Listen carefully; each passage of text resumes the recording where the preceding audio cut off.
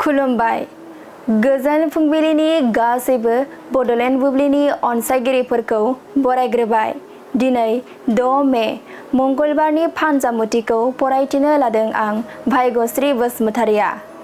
फानजामुथिनि गिबियाव दं मेष राशि। मावनो लानाय खामानिफोराव जेंना नुजाथिगोन, गोसोआ दुखु आरो जारला मोननांगोन। वृष राशि। जेखि हाबा मावा मानो गुबुना नोंथांखौ सोफै खालामगोन, गुबुना नोंथांखौ नाख्रेबनो नाजागोन। मिथुन राशि। देहायाव जानाय बेराम आजारफोरा जोबस्रांलांगोन, देहाखौ गोजोन आरो राफोद मोनगोन। कर्कट राशि। थांखांनाय जाथायफोरखौ गोसोखांना गोसोआव गिनाय मोनगोन, उसुखुथुजोंनो समा बारलांगोन। सिंह राशि। मोननो लुबैनाय बेसादफोरखौ मोनफुंगोन, गोसोआ गोजोननायजों उसिफावगोन। मोजां सान। कन्या राशि। फिसा बाथ्राखौ लानानैनो सोरजोंबा अपमान खालामजानो हागौ, दुखुजोंनो गोसो खामग्लिगोन। तुला राशि। साननाय बायदि खामानिफोरखौ मावफुंनानै लानो हागोन, रंजा बाजानि सान जागोन। वृश्चिक राशि।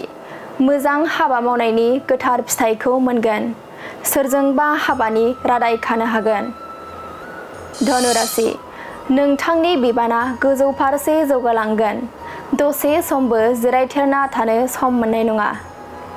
मकर राशि। बबेबा दाबसे जायगायाव थाङोब्ला खैफोदजों मोगा-मोगि जानो हागौ, जेरावबो ओंखारियानो गाहाम। कुम्भ राशि।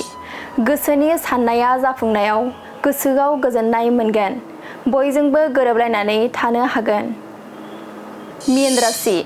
गोथार हाबा मावनायनि गोदै फिथाइखौ मोनगोन, नखराव बयनिबो खुसि फैगोन। दिनै सानसेनि राशि फरायथिनायाबो एसेनोसै। आसा खालामो नोंथांनि दिनैनि साना मोजाङै मोजां थांगोन, बेखौ बड'लेण्ड बुब्लि नखरनिफ्राय मिजिंथिबाय। गोजोन्थों।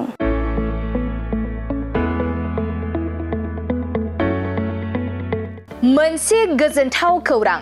बर' सावथुन नायनो मोजां मोनग्रा रायजो राजाफोरनि थाखाय मोनसे गोजोनथाव खौरां।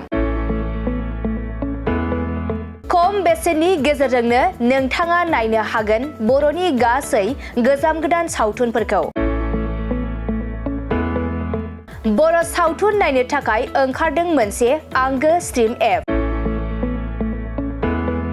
बे आंगो स्ट्रिम एपखौ नोंथाङा नोंथांनि मबाइलाव डाउनल'ड खालामनानै खम बेसेनावनो बर'नि गोजाम गोदान गासै सावथुनफोरखौनो नायनो हागोन। लोगोसे फैबाय थानाय समावबो बड' वेब सिरिज, डकुमेन्ट्रिज बायदिफोरखौबो नोंथाङा बे आंगो स्ट्रिम एपनि गेजेरजोंनो नुनो मोनगोन।